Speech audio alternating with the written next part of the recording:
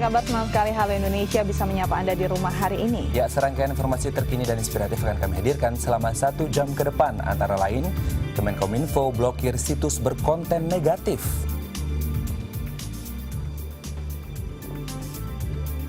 Ada pula waspada cuaca ekstrim di puncak musim hujan.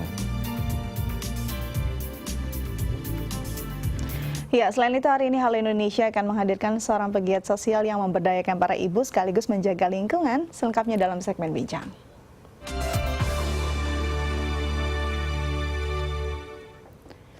Pasca aksi teror yang terjadi di kawasan Sarinah Tamrin pada 14 Januari 2016 lalu, Kementerian Komunikasi dan Informatika memblokir situs yang terindikasi sebagai situs radikal. Ya, hal ini dilakukan untuk mewujudkan internet sehat di kalangan pengguna internet. Kementerian Komunikasi dan Informatika kembali memblokir puluhan situs yang terindikasi sebagai situs dengan muatan paham radikal.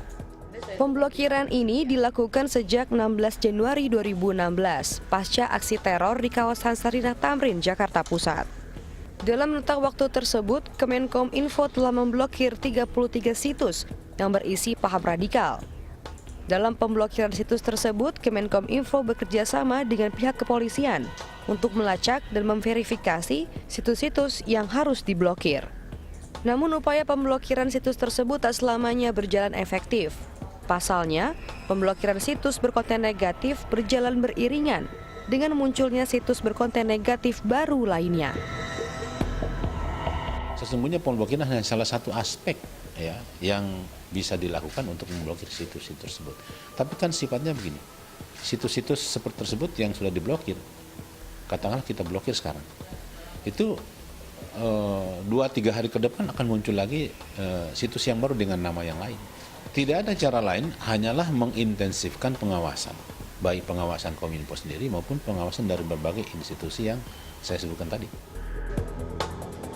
Selain situs yang memuat paham radikal, Kemenkominfo juga mengawasi dan memblokir situs yang memiliki konten negatif lainnya, di antaranya situs pornografi, judi, dan prostitusi.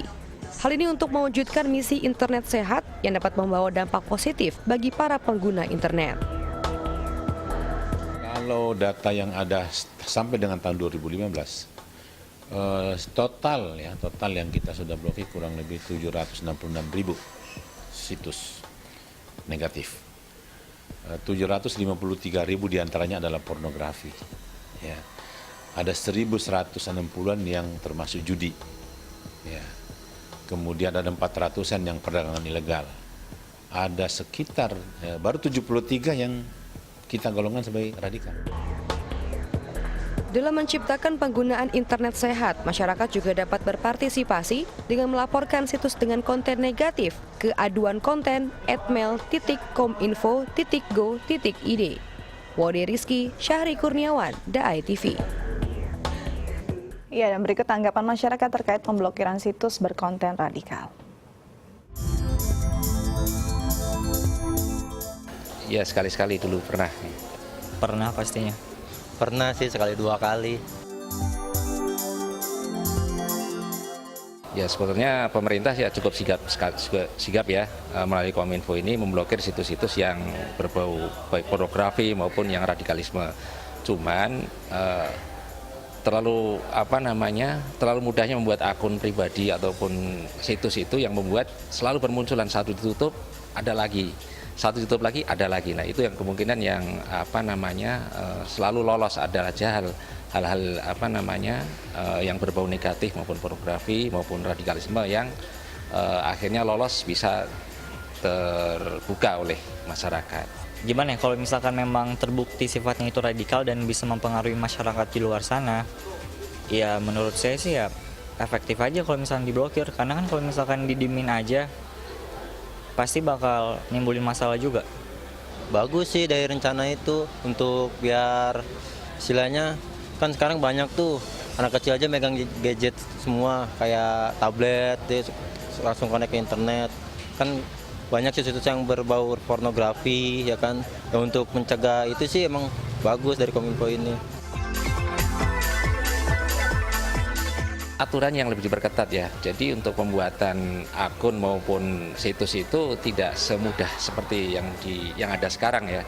Jadi untuk membuat situs pribadi harus ada aturan-aturannya ataupun SOP-nya. Jadi tidak hanya sekedar membuat akun, dia bisa bisa diupload, kemudian bisa tersebar luas di masyarakat. Tapi akun itu harus tersaring dulu oleh pemerintah, baru bisa tersebar di masyarakat. Kalau misalkan sarannya pasti ya udah pihak Kominfo-nya setidaknya ya seperti membaca pikiran kayak user yang sering kesana gitu. Jadi memikir pola pikir orang lain, kira-kira website yang dibukanya itu apa, terus diblokir lagi kalau misalkan memang terbukti dia sifat radikal atau merusak.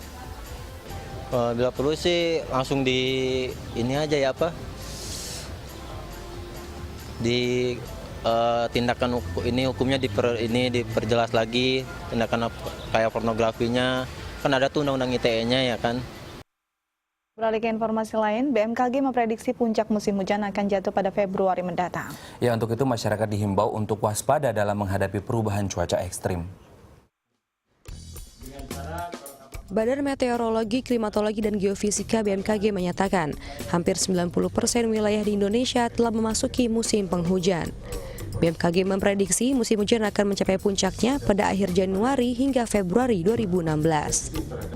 Berdasarkan pantauan BMKG, di minggu pertama bulan Februari 2016, potensi hujan dengan intensitas sedang hingga lebat akan terjadi secara merata di sebagian wilayah di Indonesia, di antaranya Jawa, Bali, Nusa Tenggara, dan Sulawesi Selatan. Potensi hujan lebat juga diprediksi akan terjadi di wilayah Jabodetabek.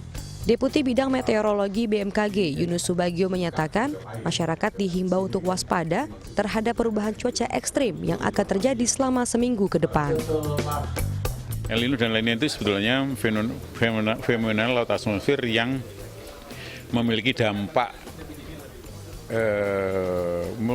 bencana di Indonesia. Tapi kalau El Nino itu kering ke karhutla, tapi kalau La Nina itu kelewat basah gitu dan lama gitu. Kalau El Nino itu musim kemarauannya memanjang, karhutlannya jadi lama. Kalau nanti La Nina itu curah hujannya tinggi, ya lama juga. Itu juga bahaya juga gitu. Ada banjir, ada longsor kan? Kalau hujan yang kelewat basah lah kira-kira gitu. Perubahan cuaca ekstrim terjadi karena fenomena La Nina yang mulai masuk ke wilayah Indonesia pada Januari 2016 dan diprediksi akan berlangsung hingga Juni 2016. La Nina merupakan kondisi penurunan suhu muka laut di kawasan timur ekuator Lautan Pasifik. Fenomena ini menyebabkan turunnya curah hujan berlebih di sekitar wilayah ekuator, termasuk Indonesia. Jadi Jakarta itu kendalanya ada dua. Hujan deras lama di Jakarta sendiri. Yang pertama, yang kedua, hujan di atas sana menggelontor ke bawah. Nah, itu masalah di situ. Makanya kami di BMKG kalau setiap pagi mengeluarkan peta hujan yang terjadi pagi tadi itu selalu sampai puncak. Jadi dari puncak Bogor sampai ke Jakarta gitu. Nah, itu kelihatan distribusi hujannya. Yang itulah, yang apa gitu. Nah, kalau hujannya itu terjadi, misalnya hujannya itu menengah saja, tetapi 7 hari berturut-turut banjir juga. Ya, kalau Jakarta memang umumnya yang kita waspadai itu tadi ini, sampai akhir ini, sampai pertengahan Februari untuk Jakarta. Untuk mengantisipasi perubahan cuaca ekstrim ini, masyarakat dapat melihat kondisi cuaca melalui situs resmi BMKG di www.bmkg.go.id. Wode Rizky, Syahri Kurniawan, DAI TV. Ya, air merupakan komponen utama dalam kehidupan manusia. Hampir seluruh aktivitas masyarakat membutuhkan air, mulai untuk kebutuhan rumah tangga, pertanian, hingga industri. Ya, namun tidak semua masyarakat dapat menikmati air bersih yang layak, sehingga diperlukan inovasi untuk mengatasi permasalahan ini. Seperti yang dilakukan oleh Mustari Hamdi dan kelompoknya yang menghadirkan alat penjernih air. Sebagian masyarakat Indonesia masih mengalami kesulitan untuk mendapatkan air bersih. Seperti yang dialami oleh warga Kampung Kebalen, Babelan, Bekasi Utara, Jawa Barat. Melihat kondisi yang dialami warga Kebalen ini, sekelompok muda yang terdiri dari para pelajar berinisiatif untuk membantu ketersediaan air bersih dan layak konsumsi. Para pelajar ini menerapkan pengetahuan yang mereka miliki dengan membuat alat penjernih air. tujuan awal kita ini sih hanya sebatas tugas dari sekolah. Tapi ketika kami sudah terjun langsung, kok masyarakat seperti ini, kita merasa aduh prihatin. Ya sudah, kami langsung sama masyarakat menanyakan sesuatu hal apapun yang menjadi keluhan masyarakat.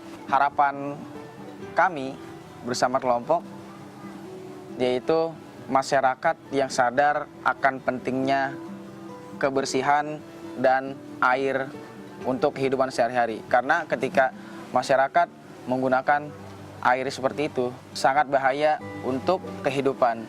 Dan kami berharap alat penjernih air ini bisa digunakan oleh masyarakat untuk kehidupan sehari-hari dan masyarakat sadar akan pentingnya kebersihan dan akan pentingnya air bersih dalam kehidupan. Selama ini warga terpaksa mengkonsumsi air yang kotor dan kuning. Meskipun mereka tahu bahwa hal tersebut tidak baik untuk kesehatan, namun warga tidak bisa berbuat apa-apa karena tidak adanya dana untuk membuat sumur maupun memasang alat jet pump, dan hanya berharap pada fasilitas air bersih bantuan dari pemerintah daerah. Para pelajar yang tergerak ini kerap melakukan penyuluhan kepada masyarakat Kampung Kebalen untuk tidak mengkonsumsi air yang tidak bersih. Perlahan warga Kampung Kebalen pun mulai menyadari pentingnya air bersih dan manfaatnya. Terlebih setelah Mustari dan kawan-kawan memberikan penyuluhan sekaligus memberikan alat penjernih air secara cuma-cuma kepada masyarakat. Keuntungannya besar sekali, Mbak. Airnya bisa bermanfaat gitu kan, nggak mesti kita beli alat yang mahal, itu kan sangat murah. Kalau kita beli yang jadi kan mahal, Mbak. Kalau untuk masyarakat saya kayaknya belum bisa gitu kan, apalagi kalau udah di atas angka yang ratus-ratus. Senang sekali, Mbak, bangga gitu kan di zaman yang serba modern seperti ini gitu kan, masih ada loh yang anak muda yang peduli dengan masyarakat gitu kan, yang bisa membantu masyarakat. Mereka tidak berleha-leha, kemudian juga tidak mementingkan diri sendiri artinya. Air memiliki banyak manfaat, tidak hanya untuk konsumsi harian, namun juga bermanfaat untuk semua makhluk termasuk tanaman. Sehingga ketersediaan dan pemakaiannya pun juga harus diperhatikan. Tim Liputan, DAI TV. Selanjutnya kita akan membahas tentang dan menghadirkan seorang pegiat sosial yang memberdayakan para ibu sekaligus menjaga lingkungan. Namun setelah jeda berikut tetap bersama kami di Halo Indonesia.